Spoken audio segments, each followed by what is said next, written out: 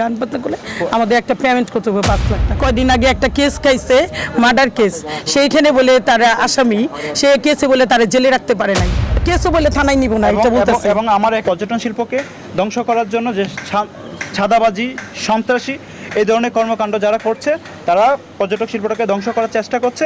নূর আলম পরশু দিন আসছে, আসার পরে আমি ওদের সাথে বসাচ্ছিলাম, আমরা হিসাব করতেছিলাম, ক্লোজ টাইমে টাকা পয়সা হিসাব করতেছিলাম। ও এসে বলতেছে যে আমার সাথে কথা আছে, তখন আমার যেহেতু আমার দেওয়ার আছে, আমার ম্যানেজার আছে, আমি বললাম যে আমার সাথে বসেন এখানে, বলেন কি সমস্যা। উনি ওইখানে না বলে আমারে বলে যে দূরে চলেন। পরে আমার পাশে অনেক দূরে একটা টেবিল আছে, ওইখানে বসছে, বসে উনি আমার বলতেছে আপনি এইখানে বিজনেস করে যাইতেছেন, আমাদের জন্য কি করতেছেন।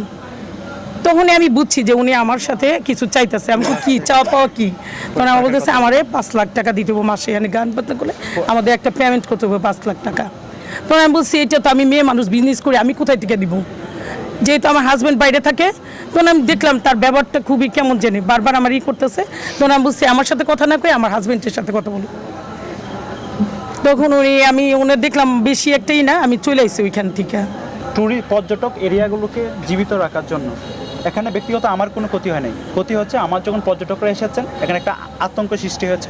ওই শিল্পটাকে উজ্জীবিত রাখার জন্য, এই শিল্পটাকে বাঁচিয়ে রাখার জন্য যেটা করতে হবে, ট্যুরিস্টদেরকে পর্যাপ্ত নিরাপত্তা দিতে হবে। এই নিরাপত্তাটুকুর জন্য কালকে যে সন্ত্রাসী কর্মকাণ্ডটা এখানে ঘটেছে, যে চাঁদাবাজি, এটা কিন্তু প্রশাসনের কাছে আমরা শাস্তি চাচ্ছি এবং তাদেরকে দৃষ্টান্তমূলক শাস্তি দিয়ে প্রমাণ করতে হবে যে পর্যটক এলাকা সম্পূর্ণ নিরাপদ এবং সম্পূর্ণ উজ্জীবিত আছে। এটাই আমাদের প্রশাসনের কাছে চাওয়া এবং সারা বাংলাদেশে প্রশাসনের কাছে চাওয়া। কে হুমকিও দিতেছে ভাইয়া, একটু বন্ধ রাখো।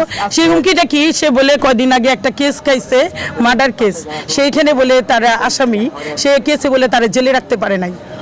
কয় ম্যাডামে কি করব, ম্যাডামে আমার কেস করব, আমার কেসও বলে থানায় নিব না এটা বলতেছে। এবং আমার এক সে যে কোনো একটা নেতার নাম বলতেছে আমার কেসও বলে থানার থেকে নিব না। কয় আমার নামে কে কেস করব, আমার কেস কি থানায় নিবে?